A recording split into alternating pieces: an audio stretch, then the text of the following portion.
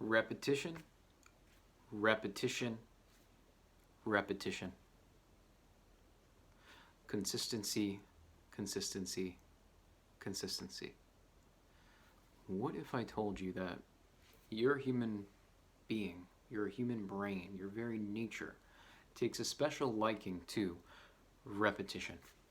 And that in a lot of ways, you are wired to trust that which is exposed to you most often and that which is most close in physical proximity to you. What if I told you that you are very much capable of changing based off of mental experience alone, in addition to relating to your environment? What if I told you that the most important aspect of change is fully relational? What if I told you all these things? Would it matter to you? Would it make a difference in the way that you chose to actually learn to live and relate? You know, for the longest time I've been interested in mental health care, essentially just trying to help people to suffer less and obviously to feel love and resonance in a therapeutic relationship with really anyone. I have a deep love for people. And I've been wondering, how do I do this effectively? What is the nature of trust? Two things come up. And I'm going to talk about one thing in particular, and that is repetition, repetition, repetition. We are what we repeatedly do. We are what we repeatedly expose ourselves to. Fact. If we have repeated experiences during early periods of brain development, of feeling unsafe, then as adults we will perceive the world as unsafe. If we have early experiences as young adults of repeated feelings of safety, we will become confident and resilient adults. How we learn to relate shapes us in the future. So how do you build trust? You earn it. How do you earn it?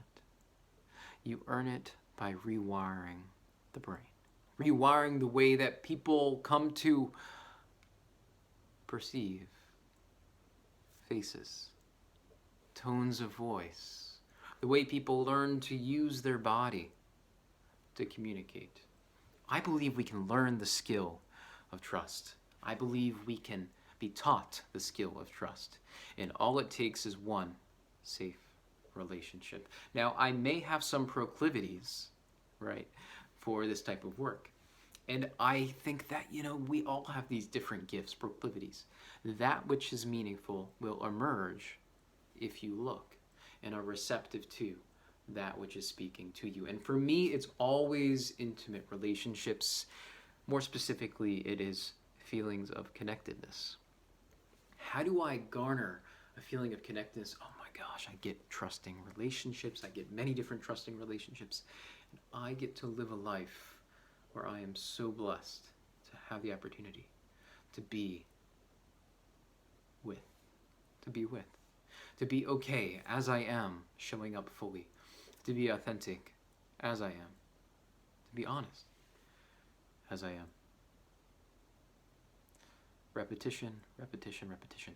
This is why I've been always drawn to the field of social psychology, as social psychologists have been able to understand essentially how our emotional brain, that is to say our limbic system, really that which undergirds our neocortex, that outer part of the brain, our prefrontal regions, how our emotional lives, they're really moving the rudder, you could say, of our attention. Our emotions matter, and they matter a lot. And they matter a lot more than you think. So we need to work within the domain of emotion.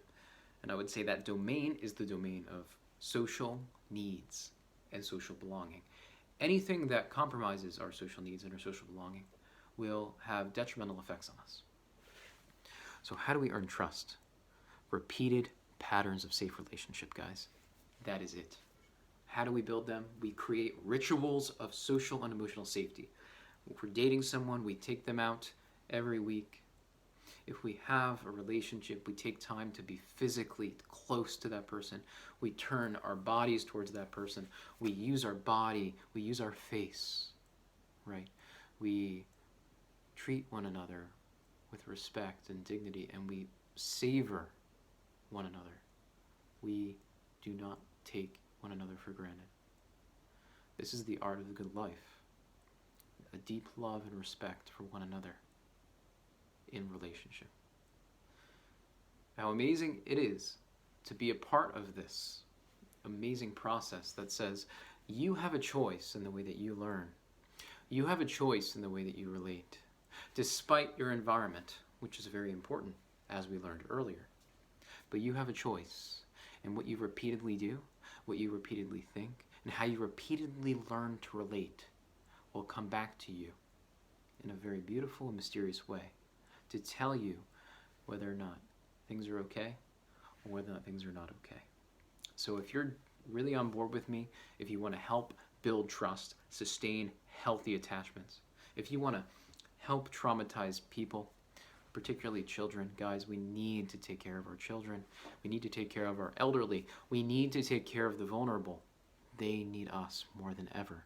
And there's so much meaning in serving our neighbors, our loved ones, the elderly, and the children of our society. I wish you luck on your journey, and I'm glad you joined me for this video. And I hope you have a deep love and respect for yourself and your neighbor, and that you continue to reap the benefits of a joyful relationship. And if not, that you have faith that with a little bit of love, patience, and repetition, you can build those rituals of safety. That's all I got. Take care. Bye.